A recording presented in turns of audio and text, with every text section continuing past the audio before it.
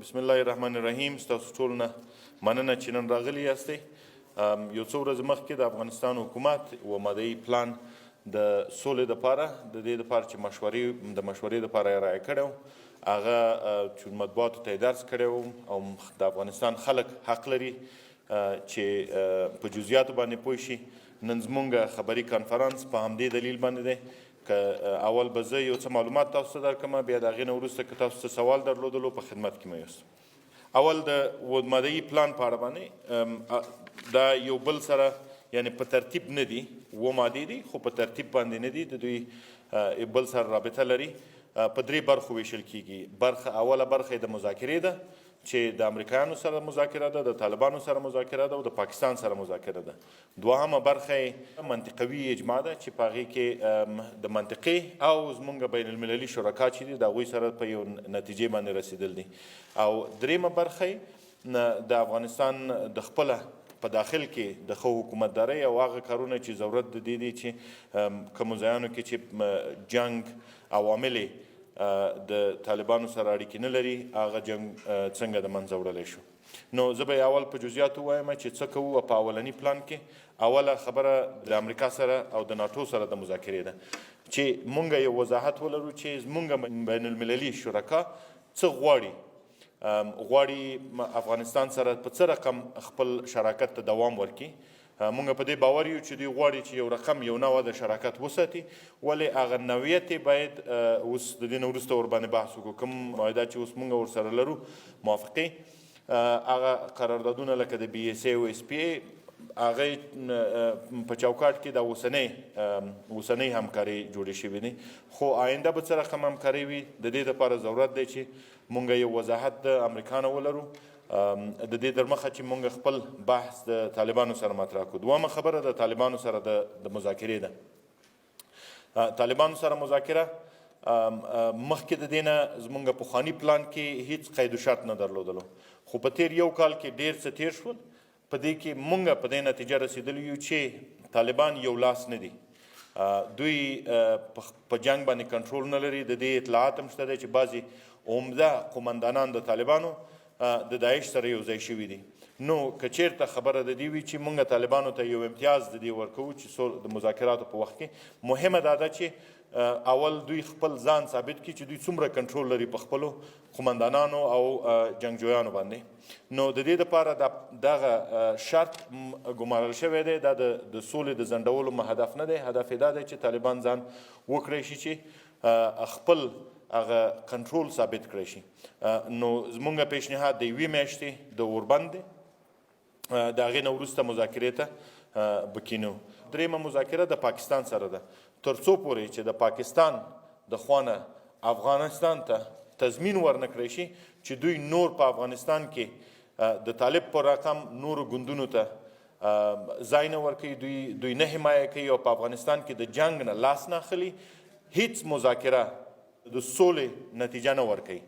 نو په دې دلیل باندې زمونږ په مذاکره کې یو واضح هدف همدغه دی چې د پاکستان نه باید مونږ تضمین واخلو. دا تضمین هم د پاکستان نه مهمه دی او هم د طالبانو نه مهمه دی. په وار د افغانستان ولسمشر دا خبره کړې چې زمونږ معاهدات طالبان خپل جنګ ته په دې مشروعیت ورکوي چې دوی دلته خارجي حضور شتون ویني او په دې دلیل باندې دوی د خپل جنګ ته مشروعیت ورکوي. ولې دا یوازې افغانانو ته نه، اوس خو ټول دنیا ته په اثبات رسېدلی ده چې طالبان د پاکستان لاسپوڅي دي او د دوی نه بغیر هیڅ جنګ ته دلته دوام نشي ورکولی. نو په دې دلیل باندې دوی هم باید یو وضاحت ورکړي چې دوی څنګه ځان د پاکستان نه جدا کوي. که چیرته د افغانانو سره په میز کینی، د افغانانو سره مذاکره کوي، نو یو خو باید د افغان وژنې نه لاس واخلي، دوهم دا دی چې باید وضاحت ورکړي چې د دوی رابطه د دې نه وروسته به د پاکستان سره څنګه وي. تر اوسه پورې خو مونږ ته معلومه ده وضاحت هغه پټې رابطې مونږ ته معلوم دی، ولې د افغانستان ولس ته دوی تر اوسه پورې وضاحت نه دی ورکړی. هغه وضاحت هم دوی ورکړي او هم باید پاکستان مونږ ته د دې تضمین راکړي چې د دې نه وروسته په افغانستان کې دوی نور جنګ نه غواړي. موضوع دوم موضوع اجماع منطقوی و اجماع که ضرورت همکاری بین المللی است. ما دو بخش دو ماده داریم. یک ماده ای که باید اول منطقه هر پروسه‌ای که در اینجا در مورد صلح یا یک قرارداد صلح امضا میشه باید منطقه به او موافق باشه. اگر منطقه موافقه نداشته باشه جنگ در افغانستان دوام می‌یابد. به این دلیل یکی از وجوهاتی که ما فکر می‌کردیم که شاید زیاد توجه به آن نشده باشه همسایه ما هستند که دو پاکستان خب یک موضوع تر هست، ولی ایران، هندوستان، روسیه و چین کشورهایی که در قضیه افغانستان یک گفتمان دارن اونام باید در جریان قضیه باشن. موضوع سوم که بخش سوم طرح ما هستند، دو ماده بخش اخیر که است 6 و 7 در مورد حکومتداری خوب است. 6 ما در یک سال طول یک سال بررسی نمودیم که ولسوالیایی که زیر تهدید بلند هستند عوامل جنگشان بررسی کنیم. در اکثر جای جنگ عقیدوی نیست. اکثر ولسوالی‌ها جنگ یا بر قدرت است یا برای اقتصاد است و عوامل جنگ دیگه هم دارن که شاید در یگان جای ظلم شده باشه، ملیشهایی که به یک نوع ظلم کردن و مردم مجبور شدن که یک راه دیگر را اختیار کنه. ما یک بود کلان تمرکز ما سر حکومتداری خوب است و میخواهیم که با مردم افغانستان رسیدگی بیشتر کرده بتانیم به حیث یک حکومت. اینمی پوینت های 7 ماده بود. باز ما یک پلان عملی هم داشتیم در این مورد که چطور برسیم به این 7 ماده. میخوایم یادآوری کنیم که 7 ماده چکیده پلان های همین 5 سالی که در مورد صلح صحبت شده، کدام گپ نو نیست.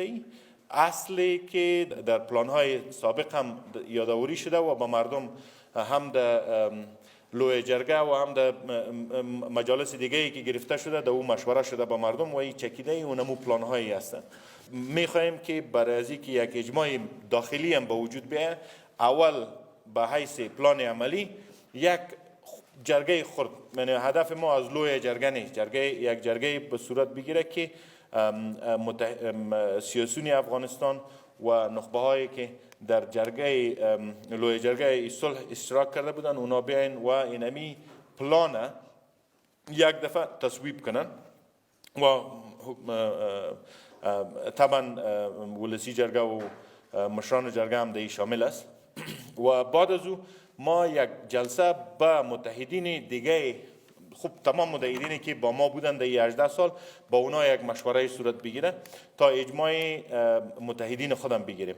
و موضوع سوم در این پلانی که ما داشتیم یک خب دایالوگی که مثلا در چین یک چند وقت پیش چینایا پیشنهاد کرده بودن دایالوگای صورت بگیره که پیش از مذاکرات باشد تا ما یک نوع تا یک حد مشکلات اساسی خود در اونجا بحث کنیم و باز بیاییم به میز مذاکره پیش از مذاکره هستند که دایالوگا باید صورت بگیره. تشکر بسیار.